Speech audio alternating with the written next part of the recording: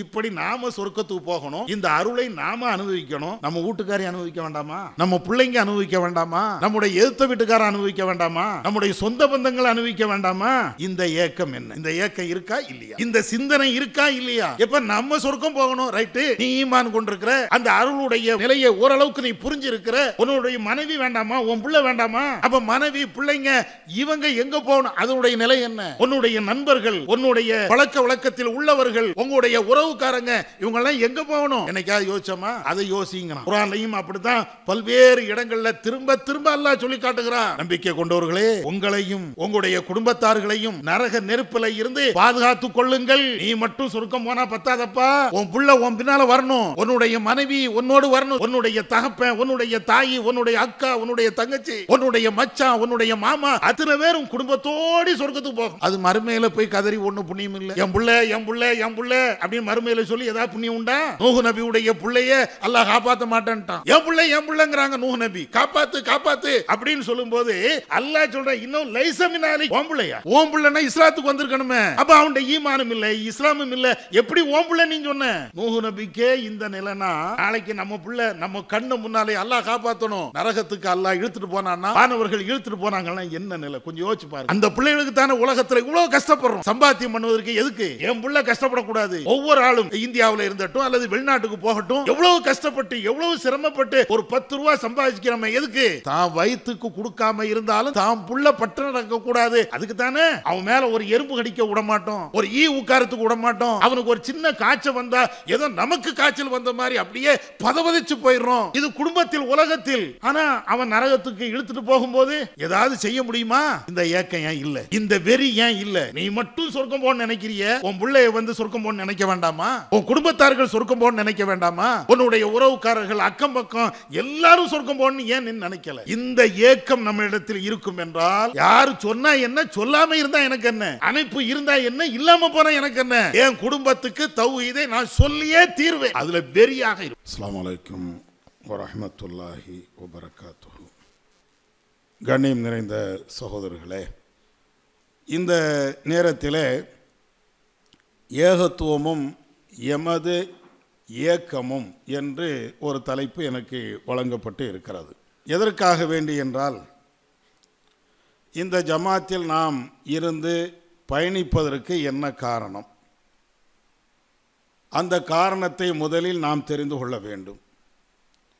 இரண்டாவது, எதற்காக இந்த ஜமாத்தில் நாம் இருக்கிறோமோ அதனுடைய முக்கியமான இலக்கை நாம் அடைந்து விட்டோமா, அல்லது அந்த இலக்கை நோக்கித்தான் நம்முடைய பயணம் இருக்கிறதா என்பதை ஒரு சுய பரிசோதனை செய்து பார்க்க வேண்டும் என்பதற்குத்தான் இந்த தலைப்பு எனக்கு வழங்கப்பட்டு இருக்கிறது. இறைவனுடைய கிருபையினால் நாம் ஒவ்வொருவருமே ஏகத்துவத்தை, தௌஹீதை விளங்கியவர்கள். அல்லாஹ் ஒருவன்தான் இறைவன், அவனுடைய கட்டளைக்கு மாத்திரமே கட்டுப்பட்டு நடக்க வேண்டும், வஹி செய்தி மாத்திரமே மறுமையில் நம்மை சொர்க்கத்திற்கு அழைத்து செல்லும் என்ற இந்த உன்னத கொள்கையில் நாமெல்லாம் வாழுகிறோம். இது மிகப்பெரிய இறைவன் நமக்கு அளித்த பரக்கத்து என்றுதான் சொல்ல வேண்டும். இறைவன் நமக்கு வழங்கி இருக்கக்கூடிய மாபெரும் அருள் என்றுதான் சொல்ல வேண்டும். ஆனால் இந்த அருள் இந்த உலகத்தில் வாழுகின்ற கோடான கோடி மக்களுக்கு கிடைக்கவில்லை. இறைவன் நமக்கு வழங்கியிருக்கிறான். ஆனால் இதை மேலோட்டமாக நானும் சொல்லுவேன், நீங்களும் சொல்வீர்கள்.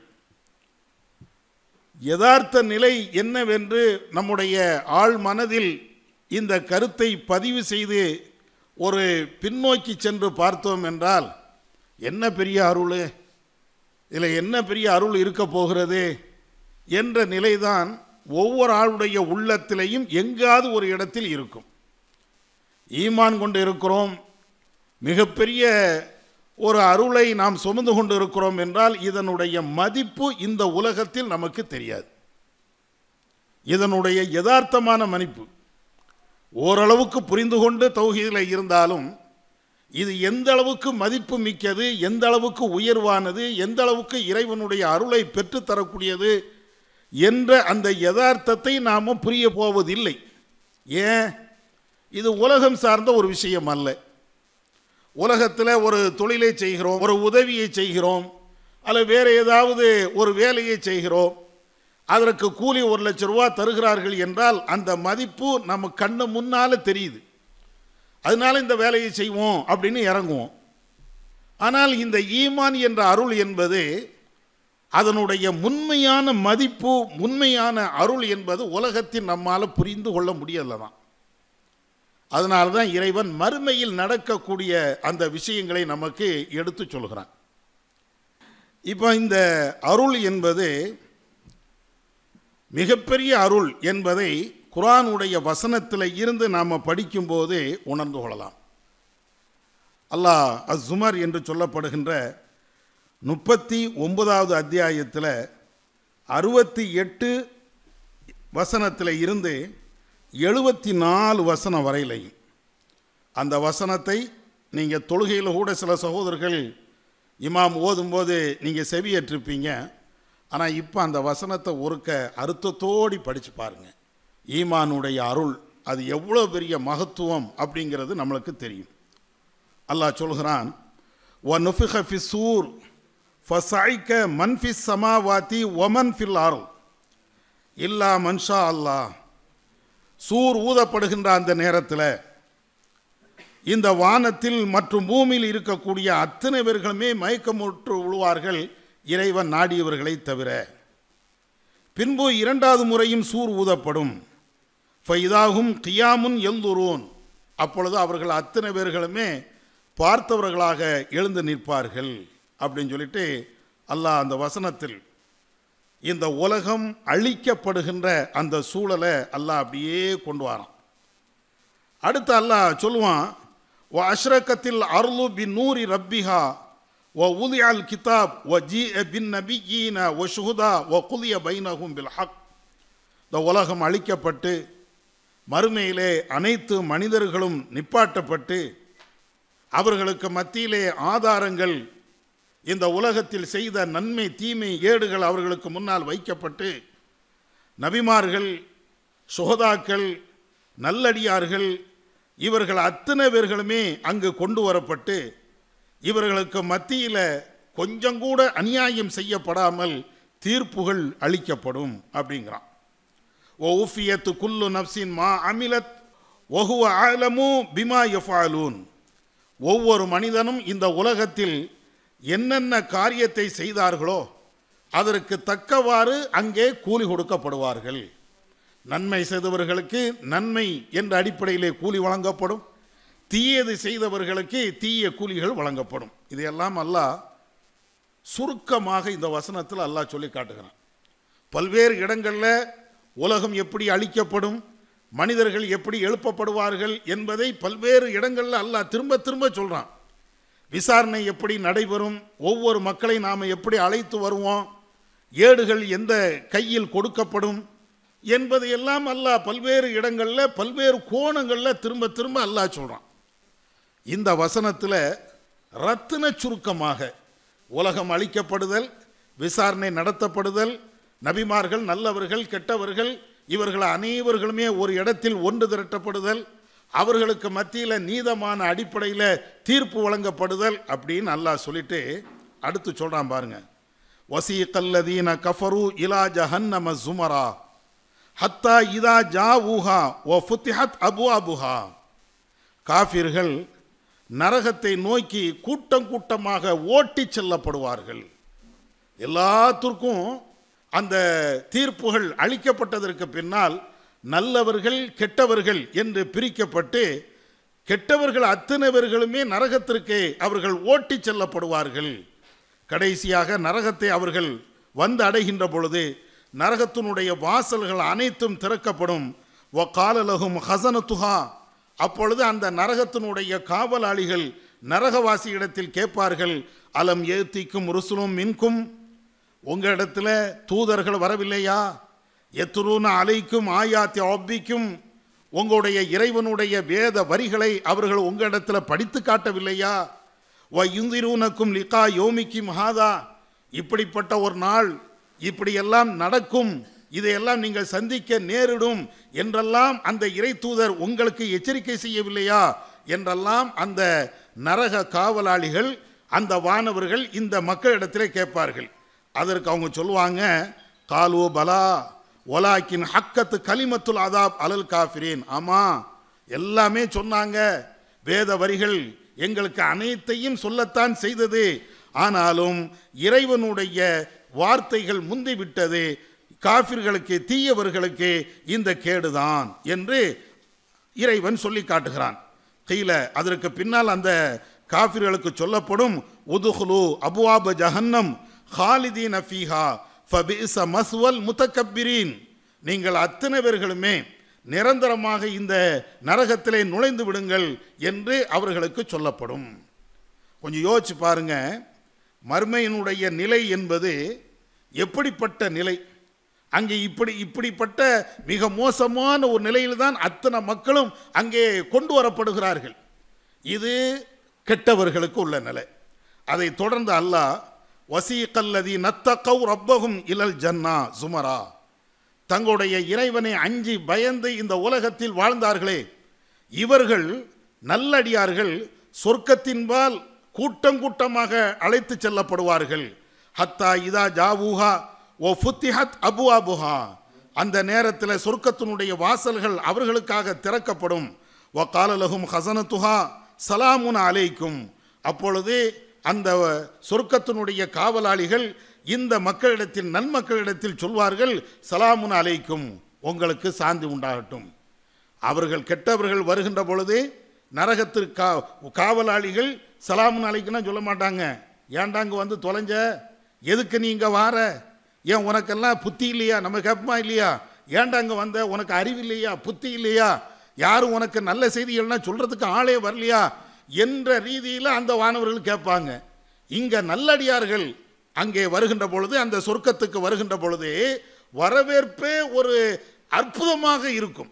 வரவேற்பே எப்படி இருக்கும்னா, வாங்க அஸ்ஸலாமு அலைக்கும், நல்லா இருக்கீங்களா, எப்படி வந்தீங்க என்ற அடிப்படையில் அவங்க கேட்பாங்க. அஸ்ஸலாமு அலைக்கும் திபுத்தும், உங்களுக்கு வாழ்த்து செய்தி உண்டாகட்டும், ஃபதுஹுலூஹா ஹாலிதீன், இந்த சொர்க்கத்தில் நீங்கள் நிரந்தரமாகவே தங்குங்க என்று அந்த வானவர்கள் வாழ்த்து செய்திகளை சொல்லி இந்த நல்லடியார்களை அப்படியே சொர்க்கத்துக்கு கூட்டு வருவாங்க.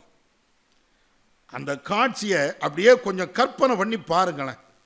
நம்ம இங்கேருந்து வெளியில இருந்து வாரோம், வீட்டுக்கு வருகின்ற பொழுதே நம்முடைய வரவேற்பை பார்த்து அகம் மகிழ்வோம், நம்முடைய உள்ளம் அப்படியே பூரிப்பு அடையும். ஒரு ஆள் ஒரு வீட்டுக்கு போகிறோம், எந்த ஊருங்க, சரி சரி சரி அடுத்தாக போங்க இப்படின்னுங்கிறதுக்கும், ஒரு வீட்டுக்கு நாம் போகின்ற பொழுது, வாங்க ஜி நல்லா இருக்கீங்களா, வீட்டில் எல்லாம் நல்லா இருக்காங்களா, வாங்க வீட்டுக்குள்ளே வாங்க, இங்கே வந்து தங்குங்க, இங்கே வந்து இருங்க, சாப்பிடுங்க, சாப்பிடாம போயிடக்கூடாது இப்படின்னு நம்மளை நல்ல விதத்தில் வாழ்த்தி வரவேற்கிறார்கள் என்றால் அதனுடைய நிலை எப்படி இருக்கும்? இது அல்லாமல் வேறு வேறு வரவேற்புகள்னா இருந்தால் எப்படி இருக்கும்? கெட்டவர்களுடைய வரவேற்பு, நல்லவர்களுடைய வரவேற்பு. கெட்டவர்கள் அந்த நரகத்திற்கு செல்கின்ற பொழுது அவர்களுக்கு ஏற்படுத்தப்படுகின்ற அந்த வரவேற்பு, இந்த வரவேற்பு நல்லவர்கள் எல்லாம் பெற்றுட்டு சொர்க்கத்துக்கு போவாங்க. போனோன்னு அவங்க சொல்லுவாங்களாம், காலுல் ஹம்துலில்லாஹி அல்லதி சதக்கனா வாழ்தா வ அவுரஸ்னல் அர்ல நத்தபவ மினல் ஜன்னா ஹைசு நஷா. அந்த நல் மக்கள், சொர்க்கத்துக்கு நுழைந்த அந்த நன்மக்கள் சொல்வார்கள், அல்ஹம்துலில்லாஹ், எல்லா புகழும் ஏக இறைவனாகிய அல்லாஹ்வுக்கே, அவன் தன்னுடைய வாக்கை நிறைவு செய்து விட்டான்.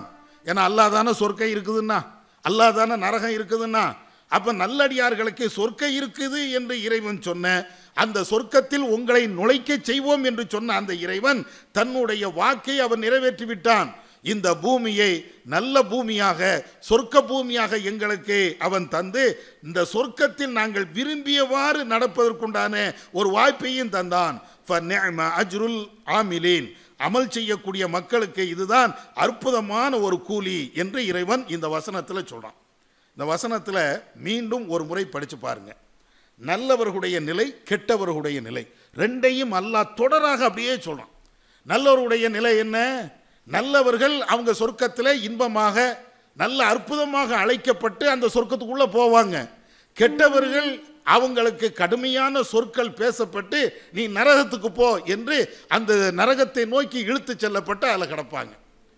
இப்போ நீங்கள் யோசிச்சு பாருங்க, நரகவாதிகள் அல்லாஹ் காப்பாற்றணும், அந்த நரகவாதிகளில் ஒருவராக நாம் இருந்தோம் என்றால், சொர்க்கவாதிகளில் ஒருவராக நாம் இல்லாமல் நரகவாதிகளில் ஒருவராக நாம் இருந்து விட்டோம் என்றால், இப்போ தெரியுதா இறைவனுடைய அருள், ஈமானுடைய அருள், ஈமானுடைய அந்த பவர். அவ்வளோ பெரிய கொடுமையில் இருந்து நம்மை காப்பாற்றுவது இந்த ஈமான் தானே.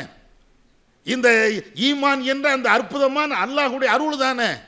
அதே மாதிரி நம்ம சொர்க்கத்துக்கு போகிறோம், நல்ல அமல்கள் இங்கே செஞ்சிருப்போம், ஈமானோடு வாழ்ந்திருப்போம், தௌஹீதோடு வாழ்ந்திருப்போம், வஹீ செய்தியை மாத்திரம்தான் பின்பற்றி அந்த அடிப்படையில் வாழ்ந்திருப்போம். அப்போ சொர்க்கத்திற்கு அழைத்து செல்லப்படுகின்ற அந்த நேரத்தில் நம்முடைய நிலை எப்படி இருக்கும்? கற்பனை பண்ணி பாருங்க, நம்முடைய சிந்தனை எப்படி இருக்கும்? ஆஹா, உலகத்தில் இந்த தர்கா கோஷ்டியோடி போய் சேர்ந்திருந்தா, இந்த பாவிகளோடு நாங்கள் போய் சேர்ந்து வாழ்ந்திருந்தா இந்த நன்மை கிடைச்சிருக்காத. இப்போ தெரியுதா இறைவனுடைய அருள் என்ன, ஈமானுடைய அருள், அதனுடைய மகிமை, அது எவ்வளவு பெரிய ஆற்றல் உள்ளது, எவ்வளவு பரக்கத்து நிறைந்த ஒன்று அப்படிங்கிறது இப்போ புரியுதா? இந்த வசனத்தை நீங்கள் படிக்கும் போதுதான் அந்த சொர்க்கத்தினுடைய நிலை, நரகத்தினுடைய நிலை, நரகத்தில் இருந்து நாம் காப்பாற்றப்பட்டு சொர்க்கத்துக்கு அழைத்து செல்லப்படுகின்ற அந்த நிலையை நீங்கள் பார்க்கும்போது தான் அவ்வளவு அற்புதமான ஒரு வாழ்வு, அவ்வளவு அழகான ஈமானுடைய பவர் அங்கே தான் தெரியும். உலகத்தில் அம்மா அவரும் ஈமான் கொண்டாரு, இவரும் ஈமான் கொண்டாரு, இவரும் அப்படி போனார், அவரும் அப்படி போனார், பேசிக்கலாம். உலகத்தில் தான் எதுவும் பேசலாமே. இம்மா ஷாக்கிரம் இம்மா கஃபூரா, அல்லாஹ் அந்த அதிகாரத்தை நம்ம கையில் தந்துட்டான். நீ விரும்பினால் நீ நன்றி உடையவனாக இரு, விரும்பினால் நன்றி கெட்டவனாக நீ வாழு. எப்படினாலும் உலகத்தில் வாழ்ந்துட்டு போயிடலாம்.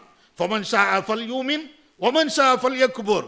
நீ உலகத்தில் வாழக்கூடிய யாராக இருந்தாலும் சரி, விரும்பினால் அல்லாஹ்வை நீ ஏற்று நடந்துக்க, உனக்கு விருப்பம் இல்லையா அல்லாஹ்வை நிராகரித்து கடவுளை இல்லை என்று கூட சொல்லிட்டு நட, எனக்கு அதெல்லாம் பிரச்சனை இல்லைங்கிறாப்போ. அப்போ இந்த உலகத்தில் ஈமானோடு வாழுகின்ற பொழுது மறுமையில் அதனுடைய லாபத்தை, அதனுடைய அற்புதமான ஒரு நிலையை நம்ம காண முடியும். இதோடு நம்ம நிற்க முடியாது. சொர்க்கத்தில் போனாச்சுன்னா அல்லாஹ் அப்படியே குர்ஆனில் பல்வேறு இடங்களில் சொல்லி காட்டுவான் அந்த சொர்க்கத்தினுடைய இன்பங்கள். எதுக்காண்டி சொல்லி காட்டுதான்? நீ ஈமான் இருந்தால் இவ்வளவு பெரிய நன்மைகளை ஒன்னால் பெற முடியும். அதுக்காக வேண்டித்தான் இந்த விஷயத்தை எல்லாம் அல்லாஹ் திருமறை குர்ஆனில் சொல்லி காட்டுகிறான். சூரத்துல் முத்தஸ்ஸிர் எடுத்து படித்து பாருங்க. அந்த சொர்க்கத்தினுடைய இன்பங்களை பற்றி அல்லாஹ் சொல்லும்போது, பிள்ளைங்க இருக்கிறாங்கள, சிறு பிள்ளைங்க, அவங்களெல்லாம் அப்படியே சுற்றிக்கிட்டே வருவாங்க. நம்ம ஊரில் குழந்தைகளை பார்த்தாலேயே ஒரு மகிழ்ச்சி வரும். சின்ன குழந்தைகள் விளையாடும் போது, அது ஓடி ஆடி திரிகின்ற பொழுது, அது மழலை பேச்சுக்களை பேசுகின்ற பொழுது நம்முடைய உள்ளத்தில் அவ்வளவு ஒரு இன்பம் வரும் பிள்ளைகளை பார்த்தா. மறுமையில் சிறார்களை அல்லாஹ் பணிவிடை செய்வதற்காக வேண்டியே ஏற்படுத்தியிருப்பானா. அதை அல்லாஹ் குர்ஆனில் சொல்கிறான், வ ஜஸாஹும் பிமா சபரு ஜன்னத்தம் வ ஹரீரா. அவர்கள் இந்த உலகத்தில் பொறுமையாக இருந்ததின் காரணத்தினால அவர்களுக்கு கூலி வழங்கப்படும் அப்படின்னு சொல்லிட்டு அடுத்த வசனத்தில் அல்லாஹ் சொல்கிறான், முத்தகிஈன ஃபீஹா அலல் அராயிக். சாய்மானங்கள் மீது அந்த நல்லடியார்கள் அப்படியே சாய்ந்து கொண்டே இருப்பார்கள். ரிசார்ட்லாம் நீங்கள் பார்த்தீங்கன்னா நல்லா விளையாடுவதற்கு, குளிப்பதற்கு, ஓடி ஆடி என்ஜாய் பண்ணுவதற்கு, ஒரு இடத்துல உட்கார்ந்து அமைதியாக ஓய்வு எடுப்பதற்கு, இப்படின்னு பல்வேறு வசதிகள் அதனுடைய வாடகையை பொறுத்து கூடிக்கிட்டே இருக்கும். அப்போ அங்கே போனாச்சுன்னா நம்மளுக்கே மனசில் ஒரு ராகத்து ஏற்படும். அது உலகத்தில் சாதாரணமாக இந்த அழுக்கு தண்ணி, இந்த சாக்கடை தண்ணி, 4 இடத்துல கொசு, கொஞ்ச நேரம் கழிச்சாச்சுன்னா கொசு தாங்க முடியாது. அந்த இடத்தை பார்க்கறதுக்கே நம்மளுக்கு இவ்வளவு மயங்குகிறது என்றால் சொர்க்கம் எப்படி இருக்கும்? அல்லாஹ் குர்ஆனில் சொல்லி காட்டுகிறான், முத்தகிஈன ஃபீஹா அலல் அராயிக். சாய்மானத்தின் மீது அவர்கள் சாய்ந்து கொண்டே இருப்பார்கள். லா யரௌன ஃபீஹா ஷம்ஸம் வலா ஜம்ஹரீரா. அங்கே சூரியனை எல்லாம் அவங்க பார்க்க மாட்டாங்க. அப்படின்னா என்ன அர்த்தம்? கடும் வெப்பங்கள் இருக்காது. இப்போ நமக்கு என்ன, எவ்வளோ பெரிய ரிசார்ட்டாக இருக்கட்டும், எவ்வளோ பெரிய அழகான இடமா இருக்கட்டும், ஏசி வேணும். இல்லைன்னா வெக்க கடுமையாக இருக்குது, புழுங்குதப்பா, அந்த ஃபேனை 7ல் வை, இந்த ஃபேனை 12ல் வை, இப்படி தான் சொல்லிக்கிட்டே இருப்போம். அதுக்கு தான் இந்த ஏசி எல்லாம் போட்டாச்சுன்னா சரி கொஞ்சம் ராகத்தாக இருக்குது. ஆனால் அங்கே மறுமையில் அப்படியே சாய்மானத்தில் மேலே சாஞ்சு உட்கார்ந்துன்னு வைங்களேன், ஜில்லு ஜில்லு ஜில்லு ஜில்லு ஜில்லுன்னு ஏசியை விட பயங்கரமான அந்த காற்று, அப்படியே நிம்மதியாக, அப்படி சொர்க்கம்னா அப்படி தானே, அந்த மாதிரி இருக்கும். இது அல்லாஹ் சொல்லி காட்டுகிறான். இப்படியே இருப்பாங்க. வயுதாஃபு அலைஹும் வில்தானும் முஹல்லதூன். இதோடி நில்ல. இந்த மாதிரி நம்ம சாய்மானத்தில் சாஞ்சிட்டு இருக்கும்போது தான் சிறார்கள் அப்படியே வருவாங்க. அவங்க அப்படியே வருவாங்க. அவங்களை பற்றி அல்லாஹ் எப்படி சொல்லுவான் தெரியுமா? சிறார்கள் என்றால் நம்ம ஊரில் உள்ள பிள்ளைகள் மாதிரிலாம் இருக்க மாட்டாங்க. சில பிள்ளைங்க டவுசர் போட்டிருப்பான், போடாத மாதிரியே இருக்கும். சில பேர் இடத்துல பார்த்தீங்கன்னா அவன் டவுசர் கலராதா தோல் கலராதா கண்டுபிடிக்கவே முடியாது, அவ்வளோ அழுக்காக இருக்கும். தலையை பார்த்தீங்கன்னா பரட்டையாக இருக்கும். முகத்தை பார்த்தாச்சுன்னா அவ்வளோ புழுதி அடைந்து இருக்கும். ஆனால் அல்லாஹ் சொல்கிறான், சொர்க்கத்தில் அந்த சிறார்கள் அப்படியே வருவாங்களாம், நம்மளை சுற்றி சுற்றி சுற்றி வருவாங்களாம். அவங்க எப்படி இருப்பாங்கன்னா முத்துக்கள் மாதிரி இருப்பாங்களாம். பார்க்கறதுக்கு அப்படியே பளிங்கு கற்கள் மாதிரி முத்துக்கள் மாதிரி அவங்க அப்படியே சுற்றிக்கிட்டே வருவார்கள் என்று அல்லாஹ் குர்ஆன்ல சொல்லி காட்டுகிறான். அவங்களுக்கு தேவையான உணவுகள், அவங்களுக்கு தேவையான பணிவிடைகள் செய்வதற்கு எல்லாம் அப்படியே வந்துக்கிட்டே இருப்பாங்க. எப்படி இருக்கும்? இதுதான் ஈமானுடைய அருள். ஈமானுடைய அருள் அப்படின்னா, ஈமான் மிகப்பெரிய அருள் என்றால் இந்த சொர்க்கம் நமக்கு கிடைக்குது. இந்த சொர்க்கம் கிடைப்பது என்பது இதுதானே ஈமானுடைய மிகப்பெரிய அருள். இது மாத்திரம் இல்லை, அல்லாஹ் வேறு சில இடங்களில் சொல்லி காட்டுகிறான். நபிகள் நாயகம் ஸல்லல்லாஹு அலைஹி வஸல்லம் சொல்றாங்க, சொர்க்கத்தில் எவ்வளவோ அருள் இருக்குங்க. ஆனால் அல்லாஹ்வை பார்க்கறது சாதாரண ஒரு விஷயமா? ரஹ்மானை போய் பார்க்கணும்ல, ரப்பை போய் பார்க்கணும்ல. இது ஹதீஸில் இடம்பெறுகிறது. முஸ்லீமில் சுஹைப் எங்கக்கூடிய நபித்தோழர் அவங்க அறிவிக்கிறாங்க, நபிகள் நாயகம் ஸல்லல்லாஹு அலைஹி வஸல்லம் அவங்க சொல்லி காட்டுதாங்க, இதா தஹல அஹ்லுல் ஜன்னதி அல் ஜன்னா, சொர்க்கவாசிகள் எல்லாம் சொர்க்கத்துக்கு வந்துடுவாங்க. எல்லாமே சொர்க்கவாசிகள் சொர்க்கத்துக்கு வந்ததுக்கு பின்னாடி அல்லாஹ் வருவானா. அல்லாஹ் வருவான் என்றால் அவனுடைய அந்த சப்தங்கள் வரும். அல்லாஹ் கேட்பானா, எப்பா என்ன வேணும் உங்களுக்கு? அப்போ உடனே நம்ம எல்லாருமே சொர்க்கவாசிகள் அத்தனை பேருமே சொல்லுவோமா, யா அல்லாஹ், கருத்து போய் இருந்த என்னுடைய முகம் உன்னுடைய அருளால் இன்னைக்கு அவ்வளவு சிகப்பாக அவ்வளவு வெண்மையாக மின்னக்கூடிய அளவிற்கு என் முகம் ஆயிடுச்சு, இதை விட வேற என்ன வேணும்? அல்லாஹ் கேட்பானா, எப்போ வேற ஏதாவது வேணுமா கேளு. உடனே இன்னொரு ஆள், யா அல்லாஹ், நாங்கள் நரகத்தில் கிடந்தோம், எங்களை சொர்க்கத்துக்கு கொண்டுட்ட, அப்போ இதை விட வேற என்ன பாக்கியம் வேணும்? அல்லாஹ் திரும்பவும் கேட்பான், எப்போ வேற உனக்கு என்ன வேணும் கேளு. கடைசி, இல்லை யா அல்லாஹ், எங்களுக்கு எல்லாம் இருக்குது, எல்லாம் இருக்குது, நாங்கள் விரும்பியது அனைத்தும் இங்கே கிடைக்கிறது அப்படின்னு சொன்னால் இதை தாண்டி வேற என்ன? எல்லாம் கிடைக்கும், எல்லாம் கிடைக்கும் இருக்குது, எதுவுமே வேண்டாம். அல்லாஹ் விடமாட்டானா, அல்லாஹ் விடவும் மாட்டானா. அந்த நேரத்துலையும் கேளப்பா, கேட்டுக்கிட்டே இரு. என்னத்தை கேட்க? எல்லாமே இருக்குதுன்னா சாப்பிட்டுட்டே இருக்கிறோம், கறியே உலான்னு கொண்டு வச்சுட்டாங்க, கறி வேணுமான்னு கேட்டால் என்ன சொல்லுவியா? அதுதான் உலான்னு இருக்க, இதே திங்க முடியலையா, வேற என்னத்தை திங்க? சோறு வைக்கவா? அதுதான் நிறைய வச்சுட்டீங்களே, எங்கே திங்க? பதில் இப்படி தானே வரும். ஒரு அளவுக்கு தானே சாப்பிட முடியும். எவ்வளோ டேஸ்ட் இருந்தாலும் எவ்வளவு அழகாக இருந்தாலும் முடிஞ்ச அளவுக்கு தானே சாப்பிடுவோம். திரும்ப திரும்ப கொண்டு வந்தாச்சா நம்ம வேணா நக்கலுக்கு என்ன செய்வோம், எப்போ என்னால் முடியலை, வேணா கட்டித்தா, நாளைக்கு வேணா வீட்டில் போய் சாப்பிட்டுக்கிறேன், இப்படித்தான் சொல்லுவோம். முடியாது. இதே மாதிரி சொர்க்கவாசிகள் அங்கே அல்லாஹ் கேட்டுக்கிட்டே இருப்பான், என்ன வேணும் என்ன வேணும்? பதில் சொல்ல முடியாது. என்ன என்ன குறை இருந்தாலும் அல்லாட்ட போய் கேட்க, எல்லாம் சாக்கடை அடைச்சிருக்குது, ஏதாவது க்ளீன் பண்ணுன்னு அல்லாட்ட, அது அடைச்சா தானே, கொசுக்கடியாக இருக்குது, ஏதாவது மருந்து அடி அப்படின்னு அது மாதிரி இருந்தால் தானே. அங்கே தான் அந்த மாதிரி ஒரு நிலையே கிடையாது சொர்க்கம்ல. அப்போ என்ன செய்கிறது? அல்லாஹ்வா அடுத்த முடிவெடுப்பானா, என்ன? சரிப்பா, உங்களுக்கு ஒன்றும் தேவையில்லை, நீங்கள் எதிர்பார்க்காத உங்களுக்கு தேவையான இன்னொன்னை நான் தருகிறேன் அப்படின்னு சொல்லி இறைவன் தன்னுடைய உருவத்தை அங்கே காட்டுவான். ரஹ்மானை பார்க்கக்கூடிய அந்த பாக்கியம் உலகத்தில் பார்க்க முடியாது. மூசா நபினா கேட்டாங்களே, யா அல்லாஹ் உன்னை எனக்கு காட்டு அப்படின்னாங்க மூசா நபி. அல்லாஹ் சொன்ன, இல்லை முடியாதுப்பா, உலகத்தில் என்ன நீ பார்க்க முடியாது. இல்லை இல்லை, எப்படியாவது நீ காட்டு. அப்போ தான் அல்லாஹ் சொல்லி காட்டுகிறான், உல்துர் இலா ஜபல், இந்த மலையை நீ பார்த்துக்கிட்டே இரு, ஃபஇனிஸ்தக்கர்ர மக்கானுஹு ஃபஸௌஃப தரானி, நான் அந்த மலைக்கு காட்சி அளிப்பேன். அப்படி அளிக்கின்ற பொழுது அந்த மலை மலையாக இருக்கும் என்றால் என்ன நீ பார்க்கலாம். அப்போ அல்லாஹ் அந்த மலைக்கு தன்னுடைய ஒளியை காட்டும் போதே அந்த மலை சுக்கு நூறாக செதறி போய்விட்டது. குர்ஆன்ல அல்லாஹ் சொல்றான், பார்க்க முடியாது. ஆனால் மறுமையில் ரஹ்மான் ரப்புல் ஆலமீன நம்மளை படைச்ச ரஹ்மானை சொர்க்கவாசிகள் அத்தனை பேருமே பார்க்க முடியும் அப்படிங்கிறான். இதை விட வேற என்ன பாக்கியம் வேணும்? ஈமான் இருந்தா தானே. இந்த தௌஹீத் இருந்தா தானே, இந்த ஏகத்துவம் இருந்தா தானே இவ்வளவு பெரிய பாக்கியத்தை நாம் அடைய முடியும். இப்ப விளங்குதா? தௌஹீதினுடைய அருள், தௌஹீதினுடைய நேர்வழியுடைய அந்த அருள், அது ஏன் இவ்வளவு பெரிய மகத்துவம், இவ்வளவு பெரிய பாக்கியம் என்று நம்ம சொல்வதற்கு இதுதான். என்னமோ லா இலாஹ இல்லல்லாஹ் சொன்ன உடனே எல்லா பாக்கியம் வந்து அப்படி இல்லை. இங்க நீ லா இலாஹ இல்லல்லாஹ் சொல்லுவ, அந்த அடிப்படையில் நீ வாழ்வ, மறுமையில இதனுடைய அனைத்து பாக்கியத்தையும் ஒட்டுமொத்தமாக நீ பெறுவாய். அதுக்கு தான் அல்லாஹ் இப்படி எல்லாம் சொல்லி காட்டுகிறான். நாளை மறுமையில இறைவனை பார்க்கிறது ஒண்ணு. அதே போன்று இப்போ நம்மெல்லாம் போயிட்டோன்னு வைங்க, அல்லாஹ் அந்த பாக்கியத்தை தரணும். நம்மெல்லாம் அங்கே போயிட்டோன்னு வைங்களேன், மாறி மாறி பேசுவோம். சொர்க்கவாசிகளாக இருந்தால் எல்லாத்தையும் பற்றி கேட்போம். எப்போ அவன் எங்க, அப்துல் காதர் எங்க, நம்ம கூட தர்பியாவுக்கு வந்தான்லப்பா, அவன் எங்கே போனான், அந்த அந்த சொர்க்கத்தில் இருக்கிறான். இவன் எங்கப்பா, இவன் இஸ்மாயிலை காணல, அவன் எங்கப்பா, நம்ம தௌஹீத்வாதி தானப்பா, அவன் அந்த சொர்க்கத்தில் இருக்கிறான். வா எல்லாரும் பார்ப்போம். கூடி உட்கார்ந்து அந்த சொர்க்கத்தில் ஒவ்வொரு ஆளாக பேசுவோம். ஆமாம், அன்னைக்கு அவ்வளோ அடி வாங்கி தௌஹீதை சொன்னமே, அதனுடைய பாக்கியம் தாப்பா இது.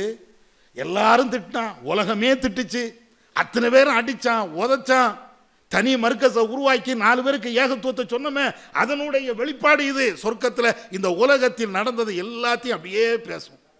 சொந்த பந்தங்கள் இருந்தால், அவங்க சொர்க்கவாதியாக இருந்தால் அவங்க கூட உட்கார்ந்துருப்போம். அல்லாஹ் இன்னொரு இடத்துல அப்படித்தானே சொல்லி காட்டுகிறான், மனைவி மக்களோடு சொர்க்கத்துக்கு போங்கிறான். எப்போ நம்ம மனைவியும் ஈமான்ல இருந்தால், தௌஹீதில் இருந்தால், நம்ம பிள்ளைகளும் தௌஹீதில் இருந்தால், இல்லைன்னா அவங்களுக்கு அந்த பாக்கியம் கிடையாது. அப்ப இந்த மாதிரி மறுமையில இறைவனை பார்ப்பது, நமக்கு நாமே பேசிக்கொள்வது. அதே மாதிரி நமக்கு தெரிஞ்ச ஆட்கள் சில பேர் நரகத்திலையும் கிடப்பாங்க, அவங்களையும் விசாரிப்போம். அனில் முஜ்ரிமீன், பாவிகளை பற்றி அவர்கள் பேசிக்கொள்வார்கள். அந்த நரகவாசிகளை பற்றி சொர்க்கவாசிகள் பேசிக்கொள்வார்கள். என்னப்பா அவனை எங்கப்பா காணல, அந்த நரகத்தில் கிடக்கிறானே, அந்த அப்துல் காதர் எங்க போனா, நரகம். இவன் எங்க போனா, இவன் நரகம். அப்போ நம்ம அந்த நரக வெளியில் இருந்து நரகவாசிகள்கிட்ட கேட்போம், மாசலக்கும் ஃபீ சக்கர், ஏண்டா நீ நரகத்துக்கு போன, சக்கர் என்ற நரகத்துக்கு நீ ஏண்டா போன, அடே நீ உலகத்தில் ஒழுங்காத்தானே இருந்த, அவன் செஞ்ச தப்பெல்லாம் நம்மளுக்கு தெரியாது, ஆனாலும் இறைவன் அதை கணக்கு வச்சிருப்பான், அவன் செய்த மோசமான காரியத்தினால் நரகத்தில் போட்டிருப்பான்.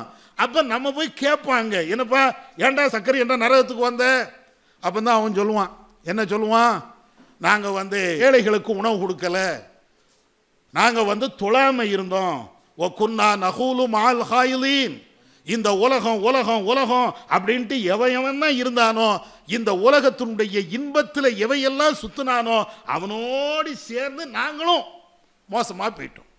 உலகம் தானே எங்களுக்கு பிரதானமாக இருந்துச்சு, தொழில் செய்யணும், நல்ல சம்பாதிக்கணும், கோடி கோடியாக வீடுகளை கட்டணும், இப்படிங்கிற நிலையிலே போனோம். இறைவனை நாங்கள் தொழலை, நாங்கள் அல்லாஹ்வை வணங்கலை, ஏழைகளுக்கு உணவு கொடுக்கல, நன்மையான காரியத்தை செய்யலை, அதனால தான்ப்பா இந்த நரகத்துக்கு வந்தோம். இதெல்லாம் மறுமையில் நடக்கக்கூடிய அந்த நிகழ்வுகள்.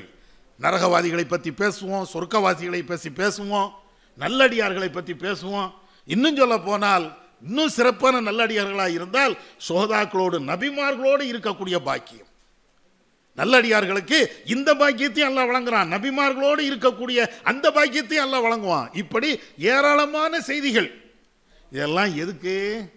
ஈமான் என்ற அந்த ஒண்ணுக்குத்தான். தௌஹீத் என்ற இந்த நிலையில் இருக்கும்போது தான் இறைவன் இவ்வளவு அற்புதமான வளங்களை, இவ்வளவு அற்புதமான செழிப்பான ஒரு நிலையை மறுமையில நம்மளுக்கு தருவான். இதையெல்லாம் கேட்கறதுக்கு நல்லா இருக்கும், கண்ணாலேயே பார்த்தோம், நமக்கு அல்லாஹ் கண்ணால காட்டவே இல்லையே. இன்னும் சொல்ல போனால் சொர்க்கத்தை பற்றி அல்லாஹ் சில விஷயங்களை தான் சொல்கிறான், அதுவும் நம்மளால் கற்பனை கூட பண்ண முடியலை. அதனால தான் ரசூலுல்லாஹ் தெளிவாக சொல்லி தந்துட்டாங்க, மாலா ஐனுன் ராத் ஒலா உதுனுன் சமியாத், எந்த காதும் கேட்டுராத, எந்த கண்ணும் பார்த்திராத அவ்வளவு பிரம்மாண்டமான ஒரு சொர்க்கம். ஏன் பிரம்மாண்டம்னு அல்லாஹ் சொல்றான்? குர்ஆன்ல நீங்க பாருங்களேன், அருளுஹா கார்லி சமாவாத்தி வல்லர், சொர்க்கத்தினுடைய குறுக்களவு இருக்கா இல்லையா, அதுவே வானத்துக்கும் பூமிக்கும் மத்தியில் இருக்குமா? கற்பனை பண்ண முடியுமா? வானத்துக்கும் பூமிக்கும். வானம் எவ்வளோ தூரம் இருக்கு யாருக்கு தெரியும்? அது போய்கிட்டே இருக்கிறது. கண்ணுக்கு தெரிகிறது எல்லாம் அண்ட வெளிதான், வெட்ட வெளிதான், அதுதான் ப்ளூ கலர்ல நம்மளுக்கு தெரியுது. போனா போய்கிட்டே தான் இருக்கும். இன்னைக்கும் சூரியனும் சந்திரனும் ஓடுகிறதுங்கிறாங்க. தன்னைத்தானே சுற்றி கொண்டு ஒரு இடத்துல இருந்து இன்னொரு இடத்துக்கு அது ஓடிக்கிட்டே இருக்குங்கிறாங்க. எங்கப்பா போகுது தெரியல. சூரியன் எங்கே போகிறது, சந்திரன் எங்கே போகிறது, ஒரு வட்ட வடிவில் சுத்துது, ஒரு வட்டத்துக்குள்ள சுத்துது. சுத்துறது மட்டும் இல்லை, இப்படியே சுத்திக்கிட்டு அது போய்கிட்டே இருக்குதான். எங்கே போகுது தெரியல. ஆனால் ஒரு நேரத்தில் வெடிச்சு சதறும். இன்னைக்கும் விஞ்ஞானிகள் எல்லாத்தையும் சொல்லத்தான் செய்கிறான். இன்னைக்கு கரெக்டாக பூமி சுத்துது, சந்திரன் சுத்துகிறது, ஒவ்வொரு கோளும் சுத்திக்கிட்டே தான் இருக்கிறது. ஆனால் ஒரு நேரத்தில் அது வெடிச்சு சிதறும். அதற்கும் ஒரு எண்டு இருக்கிறது, முடிவு இருக்கிறது. அது குர்ஆன் சொல்லித்தான் இருக்கிறது. குர்ஆன் அப்படியே சொல்லத்தானே செய்கிறது. அல்லாஹ் குர்ஆன்ல வஷம்சு தஜ்ரி லிமுஸ்தகர்ரி லஹா ذلك تقدير العزيز العليم والقمر قدرناه منازل حتى عاد كالعرجون القديم. இறந்தவங்களுக்காண்டி யாசின் ஓதுவாங்கல்ல, அதில் தான் அல்லாஹ் இதை சொல்கிறான். சூரியன் அதற்கென்று நிர்ணயிக்கப்பட்ட அந்த ஓடு பாதையில் ஓடிக்கிட்டே இருக்கிறது. சந்திரன் அதுக்கென்று நிர்ணயிக்கப்பட்ட அந்த ஓடு பாதையில் ஓடிக்கிட்டே இருக்கிறது. ஒக்குல்லும் ஃபீ ஃபலக்கின் யஸ்பஹூன், ஒவ்வொரு கோள்களும் விண்வெளியில் அது நீந்தி கொண்டே இருக்கிறது. குர்ஆன்ல அல்லாஹ் சொல்றான். ஆனால் ஒரு நேரத்தில் இவைகள் அனைத்தும் அழிக்கப்படும். குல்லு மன் அலைஹா ஃபான் வ யப்கா வஜ்ஹு ரப்பிக ذுல் ஜலாலி வல் இக்ராம். குர்ஆன்ல அல்லாஹ் சொல்றானா இல்லையா? இந்த உலகத்தில் இருக்கக்கூடிய அனைத்தும் அழிக்கப்படும். ஏக இறைவனாகிய அல்லாஹ் ஒருவனை தவிர அவன் மாத்திரம்தான் இருப்பான். பாக்கி எல்லாமே அழிந்து போகும். அந்த வானம் பூமி எல்லாமே சுக்கு நூறாக வெடிக்கும். அப்போ இதெல்லாம் குர்ஆன்ல அல்லாஹ் சொல்லித்தாரா. எதுக்கு சொல்லித்தாரா?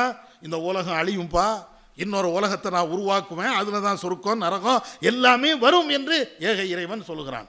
அந்த நேரத்தில் தான் இந்த ஈமானுடைய உண்மையான நிலை நம்மளுக்கு தெரிய வரும். அல்லாஹ் சொல்லிட்டான் நம்புகிறோம், மறுமை இருக்கிறது என்று நம்புகிறோம். ஆனால் இதனுடைய யதார்த்தமான அருளை அனுபவிக்க வேண்டும் என்றால், உண்மையிலேயே 100% புரிய வேண்டும் என்றால் அது மறுமையில தான். இப்போ இந்த சொர்க்கத்தை நாம் அடையணும். அதுதானே தர்பியாவுக்கு வந்திருக்கிறோம். வேற நோக்கம் இருக்காத. எல்லாரும் வேற வேற நோக்கத்துக்கு போகும்போது, வேற வேற செயல்பாடுகளுக்கு போகும்போது, நமக்கு வேலை இல்லையா, நமக்கு கடை இல்லையா, நமக்கு கல்லூரி இல்லையா, நமக்கு வேற வேற தொழில்கள் இல்லையா, எல்லாம் இருக்குது. எல்லாம் இருந்தும் இன்னைக்கு வருவதற்கு காரணம் என்ன? எப்படியாவது சொர்க்கத்துக்கு போயிடக்கூடாதா, அந்த இறைவன் வாக்களித்த அந்த சொர்க்கம் நமக்கு கிடைச்சிராதா, இந்த எண்ணம் தானே. சரி, இப்படி நாம சொர்க்கத்துக்கு போகணும், இந்த அருளை நாம அனுபவிக்கணும். நம்ம வீட்டுக்காரி அனுபவிக்க வேண்டாமா? நம்ம பிள்ளைங்க அனுபவிக்க வேண்டாமா? நம்முடைய எதிர்த்த வீட்டுக்காரர் அனுபவிக்க வேண்டாமா? நம்முடைய சொந்த பந்தங்கள் அனுபவிக்க வேண்டாமா? இந்த ஏக்கம் என்ன? இந்த ஏக்கம் இருக்கா இல்லையா? இந்த சிந்தனை இருக்கா இல்லையா? எப்ப நம்ம சொர்க்கம் போகணும், ரைட்டு, நீ ஈமான் கொண்டிருக்கிற, நீ அருளை நீ சுமந்து இருக்கிற, அந்த அருளுடைய நிலையை ஓரளவுக்கு நீ புரிஞ்சிருக்கிற, உன்னுடைய மனைவி வேண்டாமா, உன் பிள்ளை வேண்டாமா? அப்ப மனைவி பிள்ளைங்க இவங்க எங்க போகணும்? அதனுடைய நிலை என்ன? உன்னுடைய நண்பர்கள், உன்னுடைய பழக்க வழக்கத்தில் உள்ளவர்கள், உங்களுடைய உறவுக்காரங்க, இவங்கெல்லாம் எங்க போகணும்? என்னைக்காவது யோசிச்சோமா? அதை யோசிங்கிறான். குர்ஆன்லையும் அப்படித்தான் பல்வேறு இடங்களில் திரும்ப திரும்ப அல்லாஹ் சொல்லி காட்டுகிறான். கூ அன்ஃபுஸக்கும் வஅஹ்லீக்கும் நாரா. எத்தனை தடவை கேட்டிருக்கிறோம். நம்பிக்கை கொண்டவர்களே, உங்களையும் உங்களுடைய குடும்பத்தார்களையும் நரக நெருப்பில் இருந்து பாதுகாத்து கொள்ளுங்கள். நீ மட்டும் சொர்க்கம் போனா பத்தாதப்பா, உன் புள்ள உன் பின்னால வரணும் சொர்க்கத்துக்கு, உன்னுடைய மனைவி உன்னோடு வரணும் சொர்க்கத்திற்கு, உன்னுடைய தகப்பன், உன்னுடைய தாயி, உன்னுடைய அக்கா, உன்னுடைய தங்கச்சி, உன்னுடைய மச்சான், உன்னுடைய மாமா, அத்தனை பேரும் குடும்பத்தோடு சொர்க்கத்துக்கு போகணும். அது மறுமையில் போய் கதறி ஒன்றும் புண்ணியம் இல்லை. என் புள்ள என் புள்ள என் புள்ள அப்படின்னு மறுமையில் சொல்லி ஏதாவது புண்ணியம் உண்டா? நூஹு நபியுடைய பிள்ளைய அல்லாஹ் காப்பாற்ற மாட்டேன்ட்டான். நூஹு நபியுடைய மகன், நூஹு நபி கேட்கிறாரு, என்னுடைய மகன் முடியாதுப்பா, இன்னஹு லைஸ மின் அஹ்லி, அவன் குடும்பத்தை சார்ந்தவன் இல்லைன்ட்டான்ல. கடுமையான கோவம் அது. உன் பிள்ளையே இல்லைன்ட்டான். என் பிள்ளை என் பிள்ளைங்கிறாங்க நூஹு நபி, காப்பாத்து காப்பாத்து அப்படின்னு சொல்லும்போது அல்லாஹ் சொல்றான், இன்னும் லைஸ மின் அஹ்லி, உன் பிள்ளையா? அடே, உன் பிள்ளைன்னா ஈமான் கொண்டு இருக்கணுமாடா, உன் பிள்ளைன்னா இஸ்லாத்துக்கு வந்திருக்கணுமே. அப்ப அவனுடைய ஈமானும் இல்லை, இஸ்லாமும் இல்லை, எப்படி உன் பிள்ளை நீங்க சொன்ன? இது குர்ஆன்ல நூஹு நபியுடைய வரலாறுல அல்லாஹ் நமக்கு சொல்லித்தாரானா இல்லையா? நூஹு நபிக்கே இந்த நிலைனா, நாளைக்கு நம்ம பிள்ளை நம்ம கண்ணு முன்னாலே அல்லாஹ் காப்பாற்றணும், நரகத்துக்கு அல்லாஹ் இழுத்துட்டு போனான்னா, வானவர்கள் இழுத்துட்டு போனாங்கன்னா என்ன நிலை? கொஞ்சம் யோசிச்சு பாருங்க. அந்த பிள்ளைகளுக்கு தானே உலகத்தில் இவ்வளோ கஷ்டப்படுறோம். சம்பாத்தியம் பண்ணுவதற்கு எதுக்கு? என் பிள்ளை கஷ்டப்படக்கூடாது. ஒவ்வொரு ஆளும் இந்தியாவில் இருந்தட்டும் அல்லது வெளிநாட்டுக்கு போகட்டும், எவ்வளவு கஷ்டப்பட்டு எவ்வளவு சிரமப்பட்டு ஒரு 10 ரூபா சம்பாதிக்கிறோமே எதுக்கு? தான் வயிற்றுக்கு கொடுக்காம இருந்தாலும் தான் புள்ள பட்டு நடக்கக்கூடாது, அதுக்கு தானே. அவன் மேலே ஒரு எறும்பு கடிக்க விட மாட்டோம், ஒரு ஈ உட்காரத்துக்கு விட மாட்டோம். அவனுக்கு ஒரு சின்ன காய்ச்சல் வந்தா ஏதோ நமக்கு காய்ச்சல் வந்த மாதிரி அப்படியே பதவதிச்சு போயிடுறோம். இது குடும்பத்தில் உலகத்தில். ஆனால் அவன் நரகத்துக்கு இழுத்துட்டு போகும்போது ஏதாவது செய்ய முடியுமா? இந்த ஏக்கம் ஏன் இல்லை? இந்த வெறி ஏன் இல்லை? நீ மட்டும் சொர்க்கம் போன்னு நினைக்கிறிய, உன் பிள்ளைய சொர்க்கம் போன்னு நினைக்க வேண்டாமா? உன் குடும்பத்தார்கள் சொர்க்கம் போன்னு நினைக்க வேண்டாமா? உன்னுடைய உறவுக்காரர்கள் அக்கம் பக்கம் எல்லாரும் சொர்க்கம் போன்னு ஏன் நீ நினைக்கல? இந்த ஏக்கம் வேணுங்க. இந்த ஏக்கம் நம்ம இடத்தில் இருக்கும் என்றால் தாவா பணியை நான் சொல்லி இவர் சொல்லி அவங்க சொல்லி தலைமை சொல்லி மாவட்டம் சொல்லிலாம் செய்ய மாட்டோம். யாரு சொன்னா என்ன, சொல்லாம இருந்தா எனக்கு என்ன, அமைப்பு இருந்தா என்ன, இல்லாம போனா எனக்கு என்ன, என் குடும்பத்துக்கு தௌஹீதை நான் சொல்லியே தீர்வேன். அதுல வெறியாக இருப்போம். வெறி சும்மா ஆசையெல்லாம் இருக்காது. நீங்க கற்பனை பண்ணி பாருங்க, நம்ம சொர்க்கத்துக்கு போறோம், நம்ம பொண்டாட்டி நரகத்துக்கு போறா, எப்படி இருக்கும்? எப்படி இருக்கும் யோசிச்சு பாருங்களேன். லூத்து நபி அவங்களுடைய மனைவி நரகங்கிறான் அல்லாஹ், குர்ஆன்ல அப்படித்தானே அல்லாஹ் சொல்லி தருகிறான். எப்படி இருக்கும்? அப்ப அந்த கொடுமை உலகத்தில் லூத்து நபியுடைய மனைவி மாதிரி நம்ம மனைவி இல்லை, அது தெரியும். அவங்களும் நோன்பு வச்சிருப்பாங்க, சக்காத்து கொடுத்துருப்பாங்க, தான தர்மங்கள் பண்ணியிருப்பாங்க. ஆனால் மறுமையில் அது பயந்தரணும்ல. அப்ப மறுமையில் பயந்தறதா இருந்தால் இந்த தௌஹீது இருக்கணுமே. தௌஹீது இல்லை என்றால் நரகம் தானே. ஒமை யுஷ்ரிக்கு பில்லாஹ் ஃபக்கத் ஹர்ரமல்லாஹு அலைஹில் ஜன்னா. அல்லாஹ்வுக்கு எவர் இணையை கற்பித்து விட்டாரோ அவருக்கு சொர்க்கம் ஹராம் அப்படின்லாம் அல்லாஹ் சொல்லித்தாரான். அப்ப அதனால இந்த சொர்க்கமே தடை செய்யப்பட்டு விட்ட சொர்க்கத்துக்கே லாயக்கு இல்லை அப்படின்னு ஒரு லிஸ்ட்ல நம்ம மனைவியை வச்சிடக்கூடாது, நம்ம பிள்ளைங்க அந்த லிஸ்ட்ல போயிடக்கூடாது. இதுக்காக வேண்டியாவது தாவா பண்ணணுங்க. இன்னொரு விஷயம் தெரியுமா, நம்ம தாவாவில் இறங்குறோம், எல்லாரும் நீங்க தாவா பண்றோம், ஏதோ முடிஞ்ச அளவுக்கு பண்றோம். முழுமையாக பண்றோமோ அல்லது 24 மணி நேரம் பண்றோமோ அது ஒரு பக்கம் இருந்தாலும் நம்ம சக்திக்கு உட்பட்டு கொஞ்சம் கொஞ்சமாவது தாவா பண்றோம், மறுக்க இயலாது. ஆனா இப்படி தாவா பண்ணக்கூடிய உங்களுடைய உள்ளத்துல நீங்க கேள்விகளை கேளுங்க. ஏன் தாவா பண்றீங்கன்னு கேளுங்க. ஏன் தாவா பண்றோம்? மறுமையில சொர்க்கம் போகணும். இந்த ஒரு பதிலை தான் எல்லாரும் சொல்லுவோம். ஆனால் அந்த பதில் தப்பு அல்ல, ஆனால் அது மட்டும் காரணம் அல்ல. நான் ஒரு தாவா பண்ணுகிறேன் என்றால் நான் சொர்க்கம் போகணும், கரெக்டு, அது மட்டும் காரணமாக இஸ்லாம் சொல்லலை. அதற்கு முன்னணியில் இன்னொரு காரணமும் இருக்கிறது. என்ன காரணம் தெரியுமா? நீங்க தாவா பண்ண பண்ண பண்ண நன்மை ஏவி தீமையை தடுக்க தடுக்க நான் திருந்துவேன். நான் ஒரு ஆள்கிட்ட போய் தொழவா அப்படின்னு சொன்னா முதல்ல நான் தொழுவேன். நான் ஒரு ஆள்கிட்ட போய் நீ சிறுக்கு வைக்காத என்று சொன்னால் முதல்ல அந்த சிறுக்கில் இருந்து நான் விலகுவேன். ஒரு ஆள்கிட்ட போய் குடிக்காத, தண்ணி அடிக்காத, பீடி குடிக்காத, சிகரெட்டு குடிக்காத அப்படின்னு நான் சொன்ன அந்த தாவாவை நான் செய்கிறேன் என்றால் என்னிடத்தில் தண்ணி அடிக்கக்கூடிய, பீடி குடிக்கக்கூடிய, சிகரெட்டு குடிக்கக்கூடிய இந்த கெட்ட பழக்கம் வரவே வராது. இதுக்கு தான் அல்லாஹ் தாவா பண்ண சொன்னான். உங்களுக்கு இன்னொன்று விஷயம் தெரியுமா? நம்மள சில பேருக்கு என்னால் தான் அவர் நேர்வழிக்கு வந்தார், இவர்னால தான் அவர் நேர்வழிக்கு வந்தார். பெருமை, இது பெருமையின் உச்சம். அல்லாஹ் என்ன சொல்றான் தெரியுமா? இன்னக லா தஹ்தி மன் அஹ்பப்த. நபியே, நீங்க உங்களுக்கு விரும்பிய ஆட்களுக்கு நேர்வழி காட்ட முடியாது. ரசூலுல்லாஹ்வுடைய பெரிய தந்தை கிடக்கும் போது அப்பதான் இந்த வசனம் இறங்குது. ரசூலுல்லாஹ் திரும்ப போய் சொல்றாங்க அவர் இஸ்லாத்தை ஏற்க மாட்டேன்ட்டாரு, குஃப்ர்லயே இறந்துட்டாரு. அப்பதான் ரசூலுல்லாஹ் கடுமையான கவலை, என்னை வளர்த்து எடுத்து அவரு நரகத்துக்கு போறாரு. அப்பதான் அல்லாஹ் இறக்குறான், நபியே நீங்க விரும்பிய ஆட்களுக்கெல்லாம் நேர்வழி காட்ட முடியாது. அப்ப யாரு நடத்தணும்? அல்லாஹ் விரும்பணும். அல்லாஹ் விரும்பினாத்தான். பின்ன இவர் எனக்கு நேர்வழி காட்டினாரு, அவர் எனக்கு செருப்பை காட்டினாரு. செருப்பை வேணா காட்டலாம், நேர்வழி இது என்று வேணா சொல்லலாம், அவ்வளவுதான் சொல்லலாமே தவிர உள்ளத்தை மாற்றுகின்ற நேர்வழிம்பால் ஒரு உள்ளத்தை கடத்துகின்ற அந்த அதிகாரம் இறைவன் ஒருவனுக்கு தான். நான் தாவா பண்ணிட்டேன், எல்லாரும் இஸ்லாத்துக்கு வந்துட்டாங்க, முட்டா பையன் அர்த்தம். அவன் மார்க்கத்தை படிக்கலன்னு அர்த்தம்.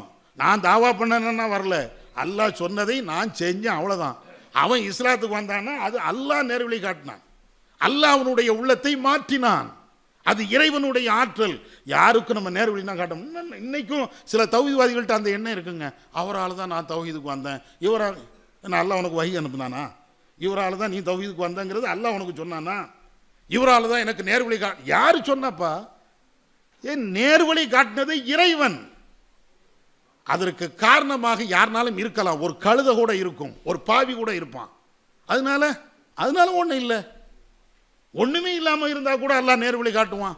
எதுவுமே இல்லை, அல்லாஹ் நினைத்தால் நம்முடைய உள்ளத்தில் அந்த ஈமானை கொண்டு வருவான். அது இறைவனுடைய ஆற்றல். அதனால நம்ம தாவா பண்ணதுனால உலகமே திருந்திருச்சு, அது இருக்கக்கூடாது. நம்ம தாவா பண்ணதுனால நான் திருந்துகிறேன். என்ன நீங்க சொல்லுங்க? நம்மள்கிட்டயே இன்னும் சில தாவாக்கள் இல்லை. அல்லாஹ் குர்ஆன்ல சொல்றானா, வதவாசோ பில் ஹக் வதவாசோ பிஸ் சபர். உங்களுக்கு இடையிலேயே நீங்க தாவா பண்ணுங்கங்கிறான். உங்களுக்கு இடையிலன்னா என்ன அர்த்தம்? ஒரு மாவட்ட தலைவர் மாவட்ட செயலாளருக்கு, மாவட்ட பொருளாளர் மாவட்ட தலைவருக்கு, ஒரு கிளை தலைவர் கிளை செயலாளருக்கு, கிளை செயலாளர் கிளை தலைவருக்கு, ஒரு தாயி கிளை தலைவருக்கு, கிளை தலைவர் ஒரு தாயிக்கு, உங்களுக்கு நான் எனக்கு நீங்க. இதுதான் அல்லாஹ் சொல்றான். இந்த தாவா என்னைக்கா பண்ணியிருக்கிறோமா?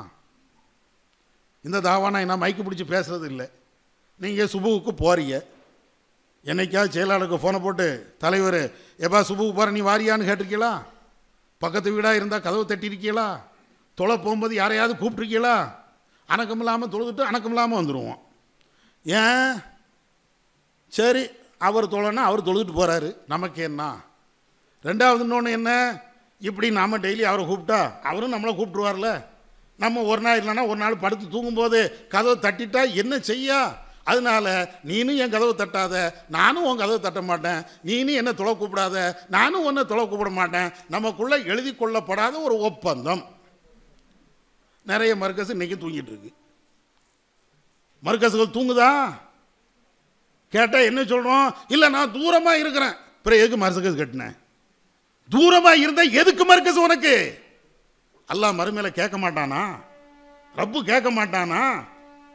தூரமா இருந்தாலும் வரணும். ரசூலுல்லாஹ்வுடைய ஹதீஸை நீங்க படிக்கலையா?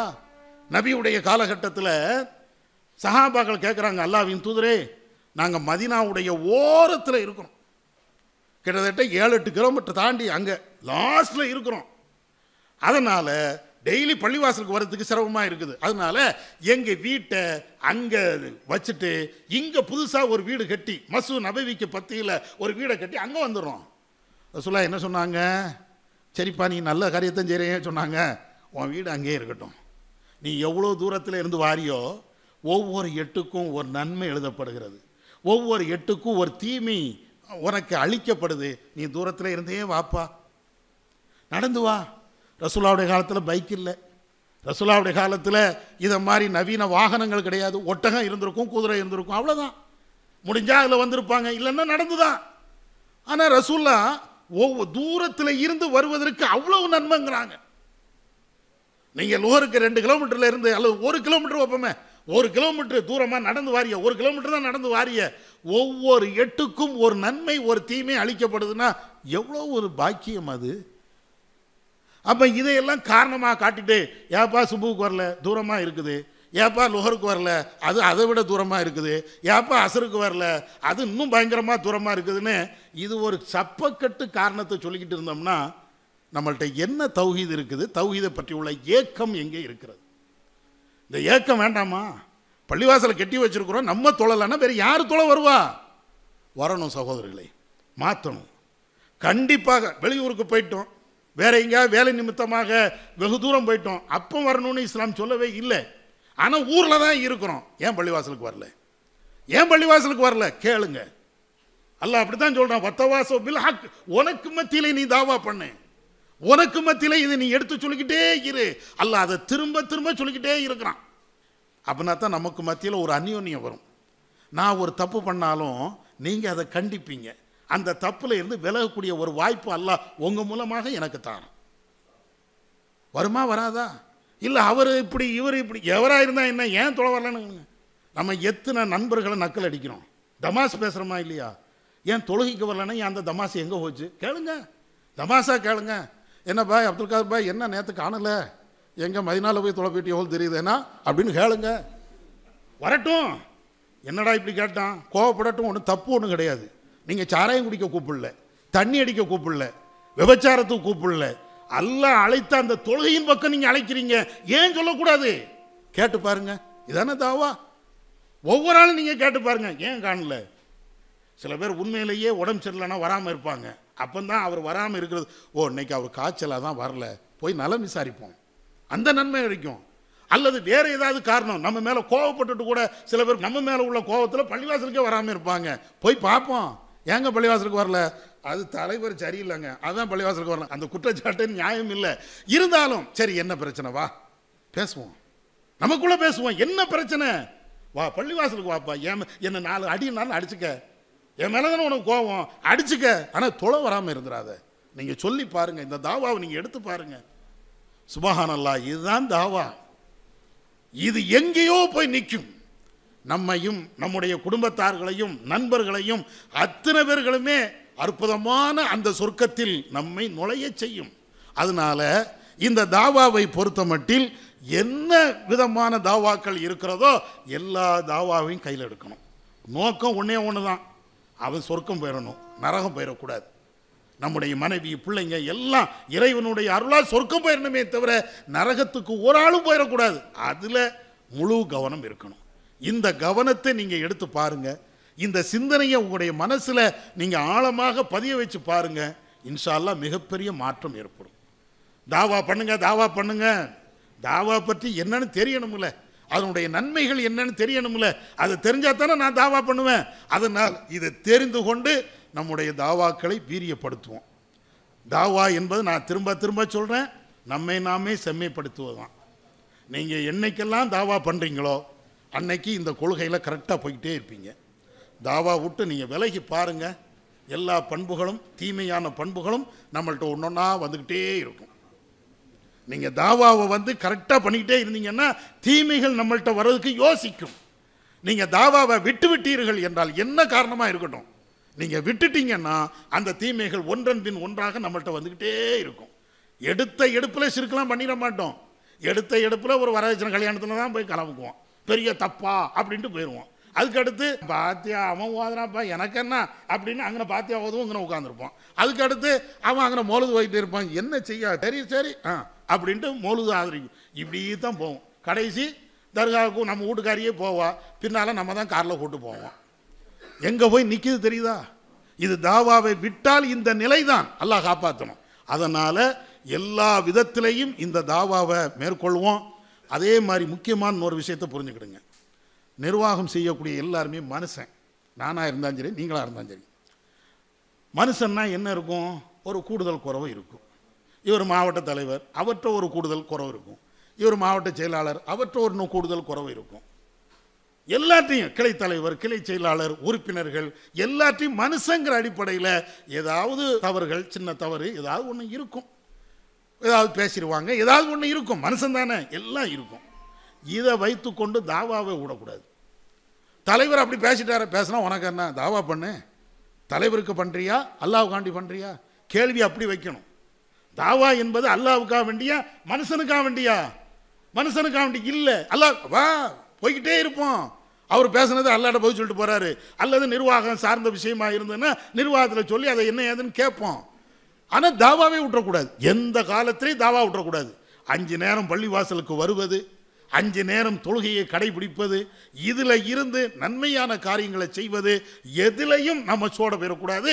எந்த அளவிற்கு தாவாவை வீரியமாக, அது நமக்கு மத்தியில் தாவாவை வீரியமாக கொண்டு போகிறோமோ அந்த அளவுக்கு வெற்றி இருக்கிறது. அதனால் தாவாவில் நாம் வெறி கொள்வோம், அதை உண்மையாக பின்பற்றுவோம். நம்ம குடும்பத்தில் இருந்து அந்த தாவாவை ஆரம்பிப்போம். எல்லாரும் சொர்க்கம் போக வேண்டும் என்று நாம் எண்ணுவோம்.